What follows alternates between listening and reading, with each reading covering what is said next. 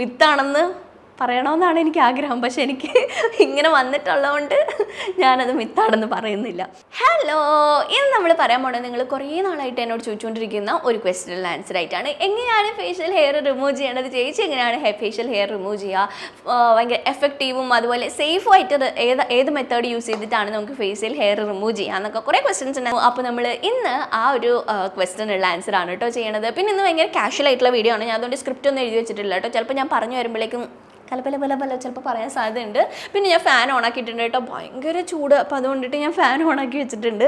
ശബ്ദം ഞാൻ മൈക്ക് വെച്ചിട്ടുണ്ട് കേട്ടോ, ശബ്ദം ഇച്ചിരി ഡിസ്റ്റർബൻസ് ഉണ്ടെങ്കിൽ സോറി.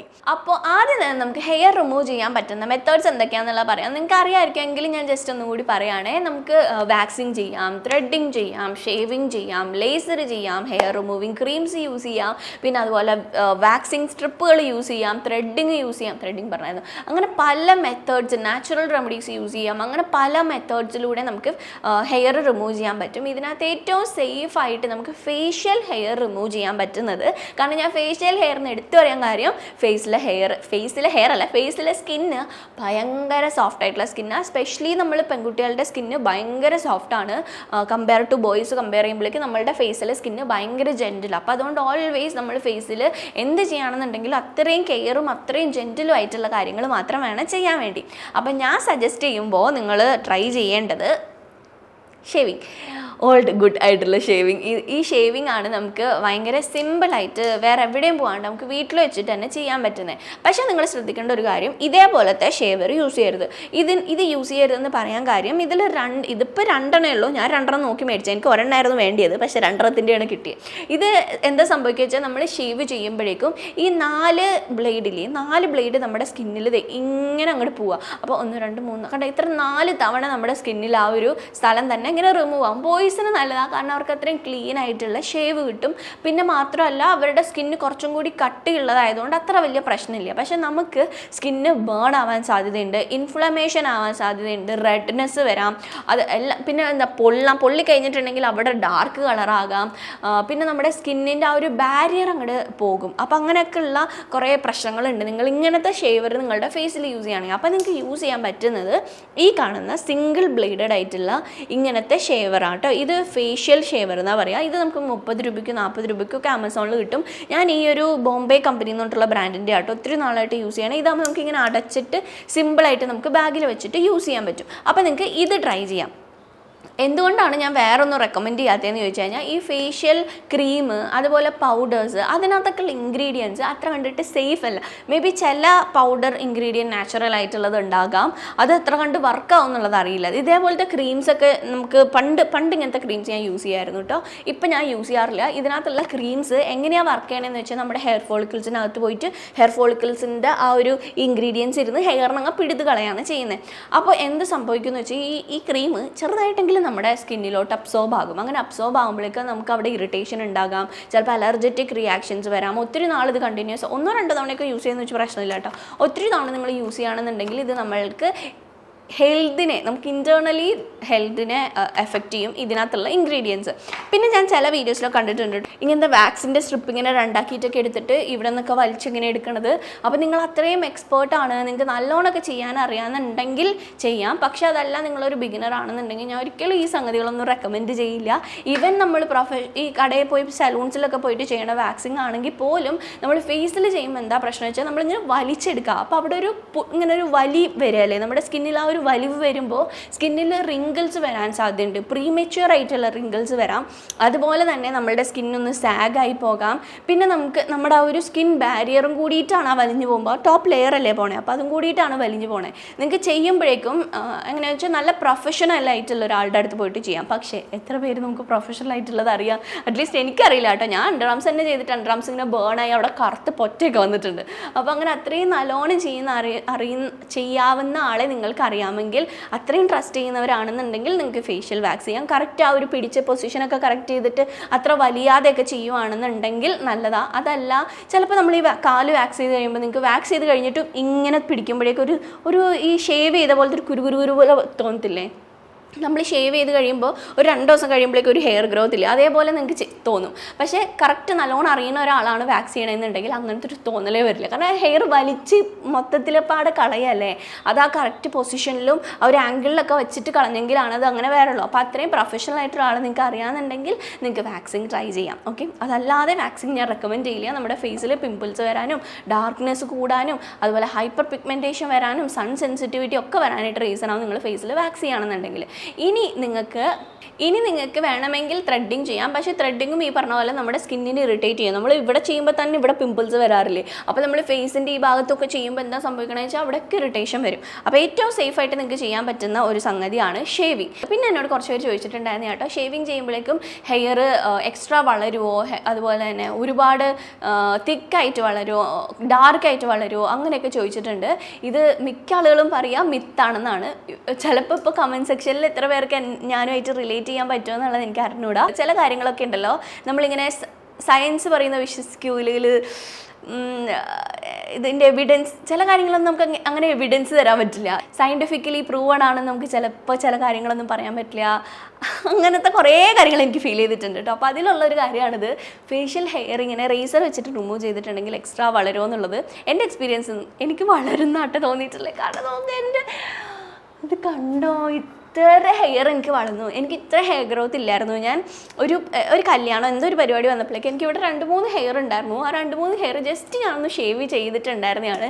ഇപ്പോൾ ആ 2-3 ഹെയർ ഉള്ള സ്ഥലത്ത് ഒരു 10 ഹെയർ ഇവിടെയും 10 ഹെയർ ഇവിടെയും ഇവിടെയൊക്കെ ആയിട്ട് കുറേ ഹെയർ വന്നു. ഓക്കെ, ഇതിൻ്റെ റീസണും കൂടിയിട്ട് ഞാൻ പറഞ്ഞേക്കാം കേട്ടോ. ഇതെല്ലാവർക്കും അങ്ങനെ ഇഷ്യൂ വരില്ല. കാരണം ഷേവ് ചെയ്യുന്നത് കൊണ്ടിട്ട് നമ്മുടെ ഹെയർ ഫോളിക്കിൾസിൻ്റെ സൈസ് മാറുമോ, അല്ലെങ്കിൽ ഹെയർ ഫോളിക്കിൾസിന് എന്തെങ്കിലും ഉണ്ടാവുക, അങ്ങനെ ഒന്നുമില്ല. ഹെയർ വളരുമ്പോഴേക്കും നമ്മൾ ആ കട്ട് ചെയ്ത ഭാഗം വെളിയിൽ വരുമ്പോൾ കുറച്ച് കട്ടിക്ക് നമുക്ക് തോന്നും. നമ്മുടെ മുടിയുടെ തുമ്പ് വെട്ടിക്കഴിയുമ്പോഴേക്കും ആ 2-3 ദിവസത്തേക്ക് നല്ല ഭംഗിക്ക് കിടക്കില്ല. അതേപോലെ തന്നെയാണ് ഫേഷ്യൽ ഹെയർ കട്ട് ചെയ്യുമ്പോഴേക്കും വളർന്നു വരുമ്പോൾ ഇച്ചിരി ഇങ്ങനെ കട്ടിക്കാണ് വളർന്നു വരിക. അത് കുറച്ച് കഴിയുമ്പോഴേക്കും അതുപോലെ കുറച്ച് ഡാർക്ക് കളറും ആയിരിക്കും. നമ്മൾ ഇത് വളർന്ന് കുറച്ചങ്ങ് എത്തിക്കഴിയുമ്പോൾ തിന്നാവാൻ തുടങ്ങും. അതുപോലെ തന്നെ നമ്മുടെ എൻവയൺമെൻറ്റൽ ഫാക്ടേഴ്സും സൺലൈറ്റും ഒക്കെ കൊണ്ടിട്ട് ഈ ഒരു ഹെയർ ഇത്തിരി ഒന്ന് കളറും വാങ്ങും. അപ്പോൾ അങ്ങനെ ഭയങ്കര ഡാർക്കായിട്ട് ആ തുടക്കത്തിൽ മാത്രമാണ് നിങ്ങൾ നോർമലായിട്ടുള്ള ആളുകൾക്ക് ഫീൽ ചെയ്യുക. ഇനി അബ്നോർമലായിട്ടുള്ള നമ്മളെപ്പോലെ ചില ഹോർമോണൽ ഫ്ലക്ച്വേഷൻസ് ഉള്ള ആളുകൾ കാണുന്നുണ്ടെങ്കിൽ എന്ത് സംഭവിക്കും, ഈ ഹോർമോൺസ് അങ്ങോട്ട് കളിക്കും. അപ്പോൾ എന്താ വെച്ചാൽ നമുക്ക് ഈ ഹോർമോണൽ ഇഷ്യൂസ് വരാൻ കാരണം തന്നെ മെയിൽ ഹോർമോൺ കൂടുതൽ നിൽക്കുന്നതുകൊണ്ടാണ്. അപ്പോൾ നമ്മളിങ്ങനെ ഒരു ടെൻഷൻ നമ്മളുടെ ആ ഒരു ഷേവ് ചെയ്യണ സ്ഥലത്ത് അവിടുത്തെ ഫോളിക്കിൾസിന് നമ്മളൊരു ടെൻഷൻ ക്രിയേറ്റ് ചെയ്യുക. നമ്മളിങ്ങനെ ചെയ്യുമ്പോൾ എന്താ ഇങ്ങനെ കാണിക്കുമ്പോൾ ആ ഒരു നമ്മുടെ മെൻ്റലി നമുക്ക് ഉണ്ടാവുന്ന ടെൻഷൻ പോലെ തന്നെ നമ്മുടെ സ്കിന്നിനും ടെൻഷൻ ഉണ്ടാവും. അങ്ങനത്തെ ആ ഒരു ടെൻഷൻ ക്രിയേറ്റ് ചെയ്യുമ്പോൾ ഹെയർ ഫോളിക്കിൾസ്, നമ്മുടെ ഹെയർ വരുന്നതിന് വേണ്ടിയാണ് നമ്മളുടെ ഹെയറിൻ്റെ ഉള്ളിൽ നിന്നുള്ള വേർപ്പിനെ കളയാം. അതായത് ഹെയറിന് ഒരു ഫംഗ്ഷൻ ഉണ്ട് നമ്മുടെ ബോഡിയിൽ. അപ്പോൾ ആ ഫംഗ്ഷൻ പ്രോപ്പറായിട്ട് നടക്കുന്നില്ല എന്ന് വിചാരിച്ചിട്ട് എക്സ്ട്രാ എന്നാൽ പിന്നെ കുറച്ചും കൂടി തിക്കും ആയിക്കോട്ടെ, ഇത്ര കൂടി നീളമൊക്കെ ആയിക്കോട്ടെ, ഇത്ര കൂടി പല സ്ഥലത്തും ആയിക്കോട്ടെ എന്ന് വിചാരിച്ചിട്ട് ഈ ഹെയർ ഫോളിക്കിൾസ് അങ്ങോട്ട് വർക്ക് ചെയ്യുക ചെയ്യണേ. അങ്ങനെയാണോ എനിക്ക് ഫീൽ ചെയ്തിട്ടില്ലേ. നിങ്ങൾ ഹോർമോണൽ പ്രശ്നങ്ങളില്ലാത്തവർക്ക് ഇത് അത്ര പ്രശ്നമില്ല.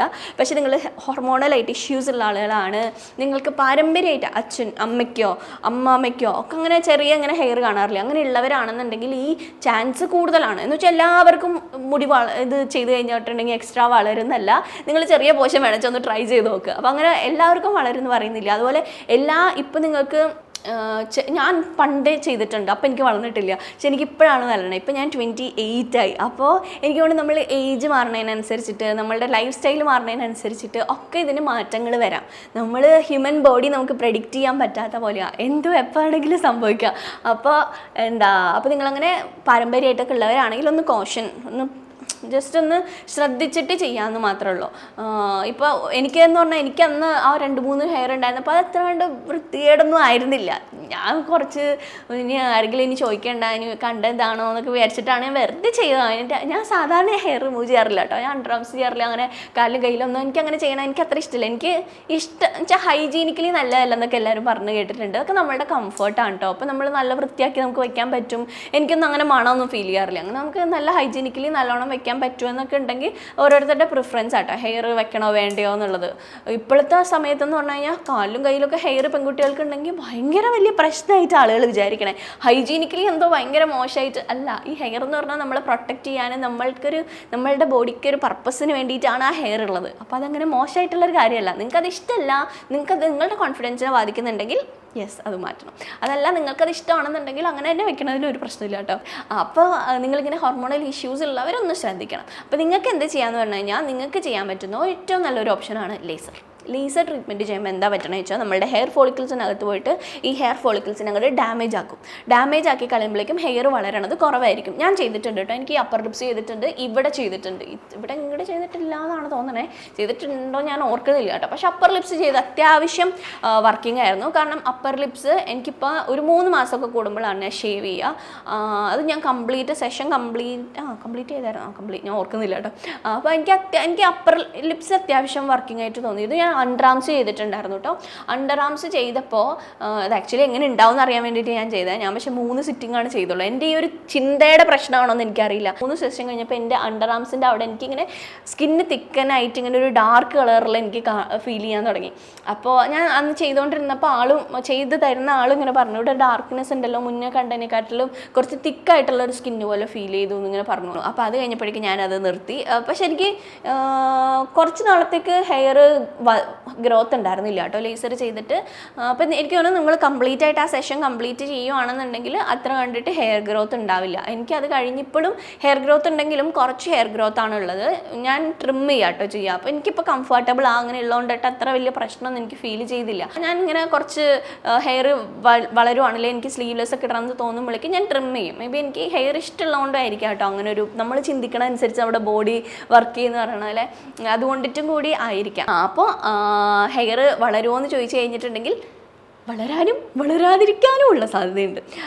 അപ്പോൾ എല്ലാ കാര്യങ്ങളും നമുക്ക് അങ്ങനെ സയൻറ്റിഫിക്കലി പ്രൂഫ് തന്നിട്ട് കാണിക്കാൻ പറ്റാത്ത കൊണ്ട് മിത്താണെന്ന് പറയണമെന്നാണ് എനിക്ക് ആഗ്രഹം. പക്ഷെ എനിക്ക് ഇങ്ങനെ വന്നിട്ടുള്ളതുകൊണ്ട് ഞാനത് മിത്താണെന്ന് പറയുന്നില്ല. അപ്പോൾ നിങ്ങൾക്ക് അങ്ങനെ നോക്കിയിട്ട് ചെയ്യാം. പിന്നെ ഞാൻ ശ്രദ്ധിക്കണമായിരുന്നു. കാരണം എനിക്ക് അമ്മയ്ക്കുണ്ട് ഇവിടെ ഹെയർ, എൻ്റെ അച്ഛമ്മയ്ക്കുണ്ട്, എൻ്റെ അമ്മയുടെ അമ്മയ്ക്കുണ്ട്, എൻ്റെ ചിറ്റയ്ക്ക് എല്ലാവർക്കും ഹെയർ ഗ്രോത്ത് ഉണ്ട്. അപ്പോൾ ഞാൻ ഊഹിക്കണമായിരുന്നു എനിക്കും അങ്ങനെ വരാനുള്ള സാധ്യത കൂടുതലാണെന്ന്. ഓക്കെ, അപ്പോൾ അതാണ് റേസറിൻ്റെ കാര്യം. പക്ഷെ എന്നാലും ഞാൻ എൻ്റെ ഫേസ് ഇവിടുത്തെ ഹെയർ ഇവിടെ ഞാൻ ചെയ്യാറില്ല കേട്ടോ. ഇവിടെ എനിക്ക് ഇങ്ങനെ കുരു വരാൻ സാധ്യതയുണ്ട്. പക്ഷെ നിങ്ങൾ ഇങ്ങനെ ഇത് ചെയ്യുകയാണെന്നുണ്ടെങ്കിൽ ഇത് ചെയ്തതിന് ശേഷം ഒരു ആൻറ്റി ബാക്ടീരിയൽ ആയിട്ടുള്ള ആസ്ട്രിജൻ്റ് ആയിട്ടുള്ള എന്തെങ്കിലുമൊക്കെ ഇടുകയാണെന്നുണ്ടെങ്കിൽ പിമ്പിൾസ് അങ്ങനെ ഉണ്ടാവില്ല കേട്ടോ ഷേവ് ചെയ്യുമ്പോഴേക്കും. അപ്പോൾ ഞാൻ റെക്കമെൻഡ് ചെയ്യുക ഷേവിങ്ങും അതുപോലെ തന്നെ നിങ്ങൾക്ക് ലേസർ ട്രീറ്റ്മെൻറ്റ് ചെയ്യാം. ഈ രണ്ടെണ്ണമാണ് ഞാൻ സജസ്റ്റ് ചെയ്യുക. പിന്നെ നിങ്ങൾക്ക് വേണമെങ്കിൽ നാച്ചുറൽ റെമഡീസ് ട്രൈ ചെയ്യാം.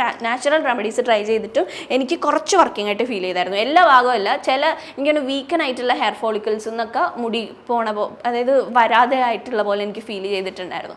അതിന് നിങ്ങൾ ഈ കടയിൽ നിന്ന് മേടിക്കണം മഞ്ഞൾ ഉപയോഗിച്ചിട്ട് കാര്യമില്ല കേട്ടോ. നമ്മൾ അത് എനിക്കിപ്പോൾ നാച്ചുറൽ കിട്ടാത്തതുകൊണ്ടിട്ട് കൂടിയാണ് ഞാനത് യൂസ് ചെയ്യണത്, സ്റ്റോപ്പ് ചെയ്തത്.